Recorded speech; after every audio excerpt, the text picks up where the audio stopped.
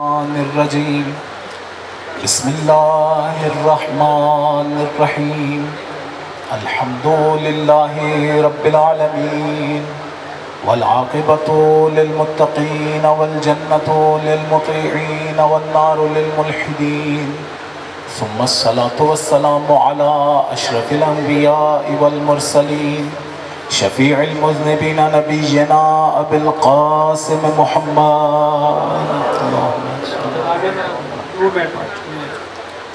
وعلى أهل بيته الطيبين الطاهرين الهداة المهديين لا سيما بقية الله في الأرضين روح له الفداء وأرواح العالمين واللعنة الدائمة على أعدائهم أجمعين من حين عداوتهم إلى قيام يوم الدين. أما بعد فقد قال الله تبارك وتعالى في محكم كتابه أعوذ بالله من الشيطان الرجيم يعلمون ظاهرا من الحياة الدنيا وهم عن الآخرة هم غافلون. صلوات پڑھنے محمد و آل محمد علیہ السلام. اللہم صلی علی محمد و آل محمد. خداوند متعال کا نہایت شکر گزار ہوں جس نے ہم سب کو ایک مرتبہ پھر یہ توفیق عنایت کی کہ اپنے آپ کو دنیا کی مصروفیتوں سے جدا کر کے، دنیا کی مشغولیتوں سے جدا کر کے اس کا اور اس کے پاک بندوں کا ذکر بجا لائیں. خدا کی بارگاہ میں دعا ہے ہمیں خلوص عنایت فرمائے، ہمارے اور مرحومین کے خصوصاً مرحوم منظور کے گناہان کبیر و صغیرہ کو معاف فرمائے اور ہمارے آقا مولا کو ہم سے راضی و خوشنود کرائے. انسان جس وقت اس دنیا میں آتا ہے اس وقت انسان کا تعلق اس دنیا سے بہت تھوڑا ہوتا ہے، بہت باریک سا تعلق ہوتا ہے. اسے اس دنیا سے بہت زیادہ چیزیں نہیں چاہیے ہوتی، اس کی توجہ اس دنیا کی طرف نہیں ہوتی.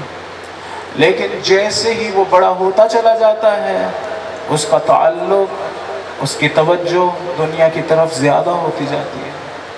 ایک چھوٹا سا بچہ، اس کو اس پوری دنیا میں سے کیا چاہیے ہوتا ہے؟ صرف شیر مادہ.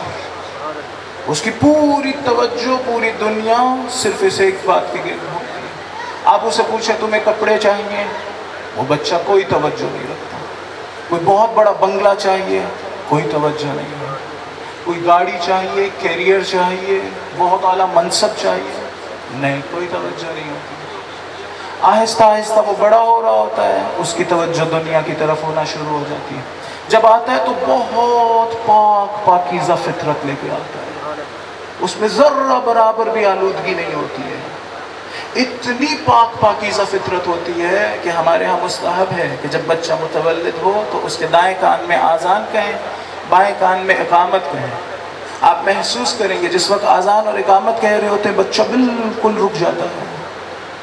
ایسی آواز اس کے کانوں سے ٹکرا رہی ہوتی ہے جو اس کے وجود کے بالکل برابر ہوتی ہے، اس کے وجود کے مطابق ہوتی ہے. وہ محسوس کرتا ہے یہ باتیں بالکل ٹھیک ہیں. جب اس کے کان میں آواز آتی ہے اللہ اکبر، محسوس کرتا ہے پورے وجود سے اشہد ان لا الہ الا اللہ، محسوس کرتا ہے اس پاک فطرت سے اشہد ان محمد رسول اللہ، اشہد ان علی ولی اللہ. اپنے پورے وجود سے محسوس کر رہا ہوتا ہے یہ باتیں ٹھیک ہیں، رک جاتا ہے. لیکن جیسے ہی آہستہ آہستہ بڑا ہوتا ہے تو کیا ہوتا ہے؟ اس کی توجہ آہستہ آہستہ دوسری چیزوں کی طرف ہو جاتی ہے. تھوڑا سا بڑا ہوتا ہے پھر اسے کھلونے چاہیے، پھر اور بڑا ہوتا ہے تو اسے دوست چاہیے، پھر اور بڑا ہوتا ہے اس کی توجہ دنیا کی طرف آہستہ آہستہ زیادہ ہونا شروع ہو جاتی ہے. ایک وقت وہ آتا ہے جب وہ شدت سے اس دنیا میں غرق ہو جاتا ہے، ایسے جیسے خدا کو بھول گیا ہو، ایسے جیسے اسے کس لیے بنایا گیا تھا اسے یاد ہی نہیں ہے، اس کی توجہ ہی نہیں ہوتی مجھے کیوں بنایا گیا تھا. وہ سوچتا بھی نہیں ہے مجھے کیوں بنایا تھا اس پاک پروردگار نے. بالآخر کسی وجہ سے بنایا تھا نا، اس کا تو ہر کام حکمت کی بنیاد پر ہے، تو کوئی وجہ تو ہوگی اس نے مجھے بنایا تھا. نہ اس کے پاس وقت ہوتا ہے یہ سوچنے کا، نہ وہ توجہ کرتا ہے، اور اگر توجہ ہو بھی جائے تو بعض اوقات مشکل محسوس کرتا ہے اس راستے میں قدم اٹھانا. امام علی علیہ السلام کی طرف منسوب ہے کہ امام نے فرمایا رحم اللہ امرأن عرف من این فی این و الی این، خدا رحم کرے اس انسان پر جسے یہ پتا چل جائے کہ میں کہاں سے آیا ہوں، کہاں جا رہا ہوں۔ اتنی اہم چیز ہے کہ مولا دعا کر رہے ہیں اس کے لیے، لیکن ہمارے پاس وقت ہی نہیں ہے ہم یہ سوچیں میں کہاں سے آیا ہوں، میں کہاں جا رہا ہوں، میں کہاں ہوں، یہاں میں نے کیا کرنا ہے، مجھے کیوں بھیجا گیا تھا یہاں پر۔ ان ساری چیزوں کو جاننے کے لیے میرے پاس وقت نہیں ہے۔ حدیث قدسی میں ہے، حدیث قدسی کہتی ہے، ایک درود پڑھتے ہیں محمد و آل محمد علیہ السلام پر۔ ایسی عجیب حدیث قدسی ہے، ذرا توجہ کریں۔ خداوند متعال کہتا ہے یا ابن آدم خلقت الاشیاء لاجلک، اے انسان میں نے پوری کائنات تیرے لیے سجائی ہے۔ اس کائنات کی ایک ایک چیز خدا نے ہمارے لیے بنائی، وہ چیزیں جنہیں ہم توجہ نہیں کرتے وہ بھی ہمارے لیے۔ دنیا میں جتنے کیڑے مکوڑے ہیں، جتنے جانور ہیں، یہ درخت ہیں، چرند پرند ہیں، سب خداوند متعال نے کہا میں نے تیرے لیے بنائے ہیں۔ یا ابن آدم خلقت الاشیاء لاجلک، اے انسان میں نے تمام چیزیں تیرے لیے بنائی ہیں۔ خلقتک لاجلی، میں نے تجھے اپنے لیے بنایا۔ انسان تھوڑی دیر کے لیے توجہ کرے، عزت محسوس ہوتی ہے، ایک فخر محسوس ہوتا ہے کہ میں کوئی عام مخلوق نہیں ہوں، ایک ایسی چیز ہے جسے خدا نے اپنے لیے بنایا ہے، اپنا نمائندہ بنا کے بھیجا ہے، خدا نے اس کا ایک ہدف رکھا ہے یہاں پر، لیکن ہم لوگ بھول جاتے ہیں۔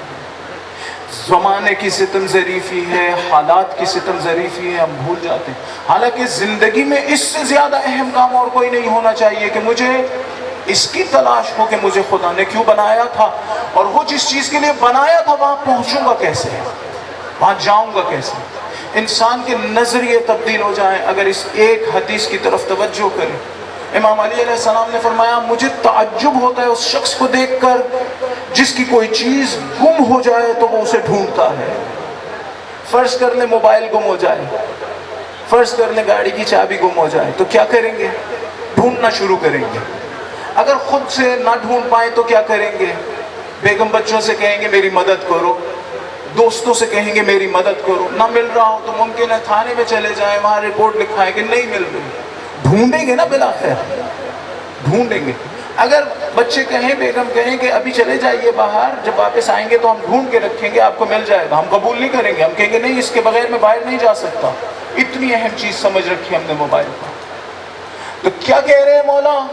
مولا کہہ رہے ہیں مجھے تعجب ہوتا ہے انسان کو دیکھ کر جب اس کی کوئی چیز گم ہو جائے تو اسے ڈھونڈتا ہے، اپنے آپ کو آج تک ڈھونڈنے کے لیے نہیں نکلا ہے۔ میں نے آج تک سوچا ہے میں کون ہوں، مجھے خدا نے کیوں بنایا تھا، کہ میں نے ڈھونڈا ہے میں کہاں تک جا سکتا ہوں، میری زندگی کا ہدف کیا ہے۔ ایک اور حدیث میں کہتے ہیں الناس نیام فاذا ماتوا انتبہوا، لوگ سو رہے ہیں، سب کے سب سو رہے ہیں، جس دن مریں گے جاگ جائیں گے، جس لمحے میں موت آئے گی ایسے جیسے میری آنکھیں کھل جائیں گی، میں کہوں گا اچھا یہ تھی اس زندگی کی حقیقت جس زندگی سے آیا ہوں۔ پھر کیا کہہ رہا ہوں گا؟ پھر خدا سے کہہ رہا ہوں گا خدایا 2 منٹ کے لیے مجھے واپس جانے دے، میں فلاں اچھا کام کر رہا ہوں، فلاں اچھا کام کر رہا ہوں۔ لیکن اس وقت کوئی اجازت تھوڑی مل رہی ہے، اس وقت تو اجازت نہیں مل رہی ہے۔ تو الناس نیام، سب سو رہے ہیں، فاذا ماتوا انتبہوا، جب مریں گے تو جاگ جائیں گے۔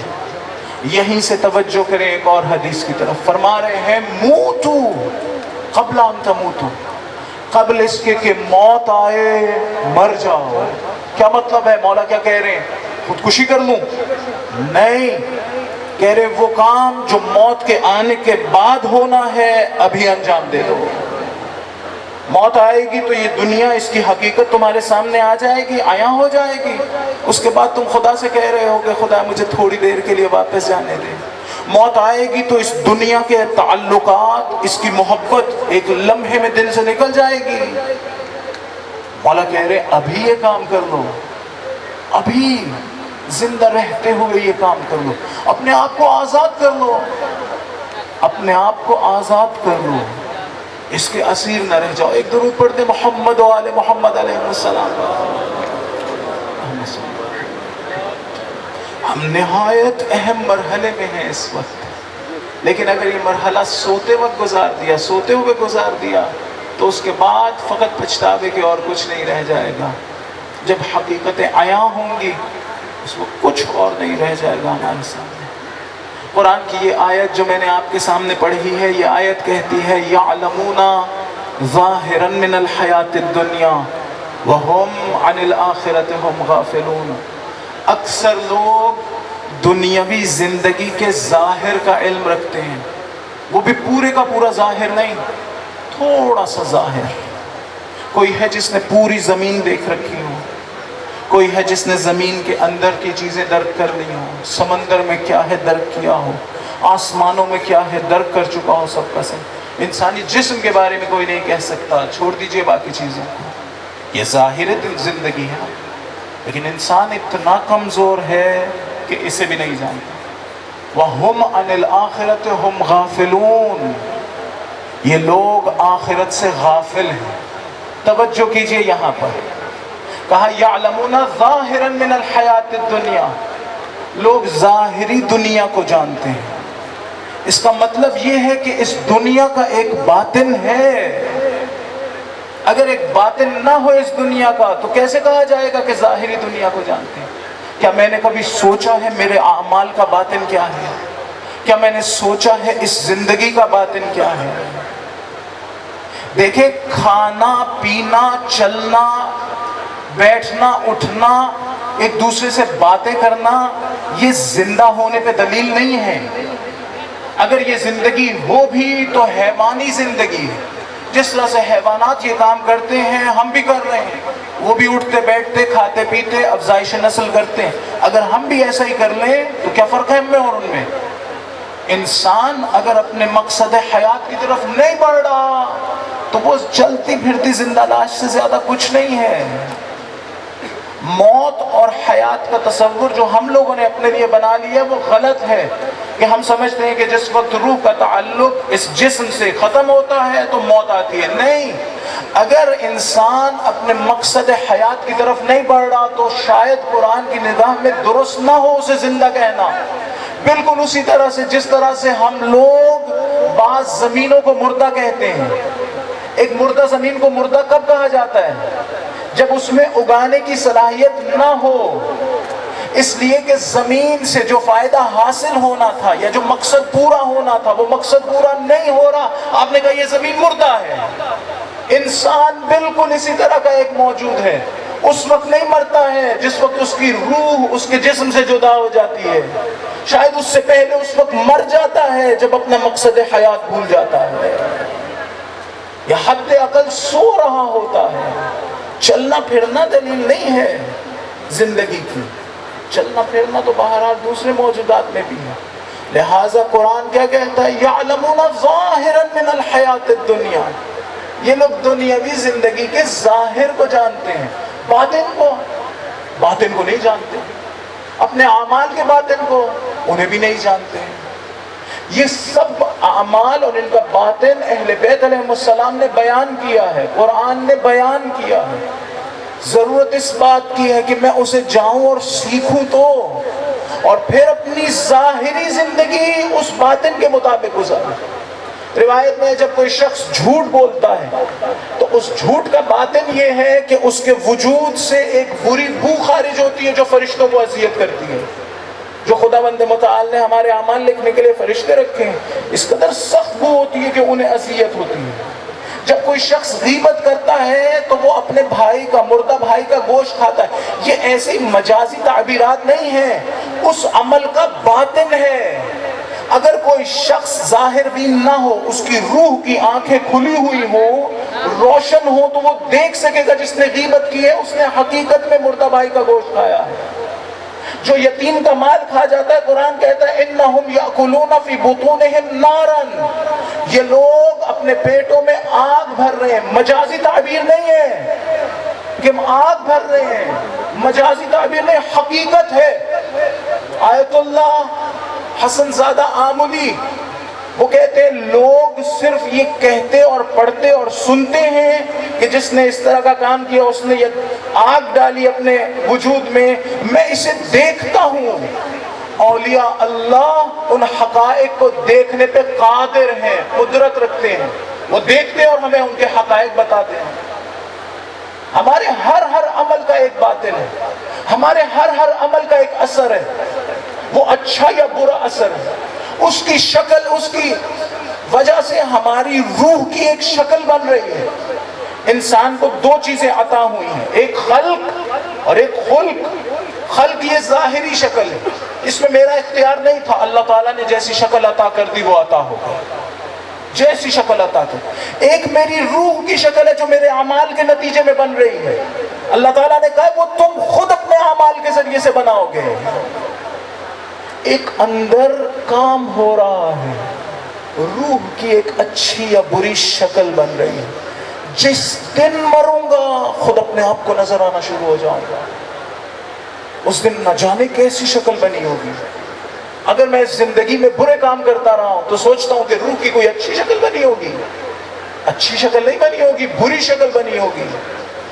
اگر میری صفت یہ ہو کہ میں لوگوں کو ہمیشہ ڈراتا دھمکاتا رہوں، ان پہ زور آزمائی کرتا رہوں، قدرت کا استعمال کروں، خدا خوفی نہ ہو، تو میں سوچتا ہوں کہ میں کسی انسانی شکل میں محشور ہوں گا.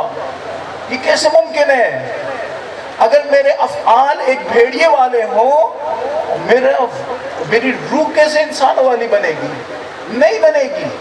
ایک ولی خدا نے دیکھا ایک میت لے جائی جا رہی ہے اور اس چارپائی میں کوئی انسان نہیں لیٹا ہوا، ایک موٹا سیاہ کتا لیٹا ہوا. اس ولی خدا نے باطن دیکھا تھا اس میت کا. وہ شخص ممکن ہے جس وقت زندہ ہو گھر میں بدتمیزی کرتا ہوں، بیگم بچوں سے چیخ کے بدتمیزی سے بات کرتا ہوں. اگر وہ یہ کام کرے تو ہم سوچتے ہیں کہ اندر روح کی کوئی اچھی شکل بن جائے گی.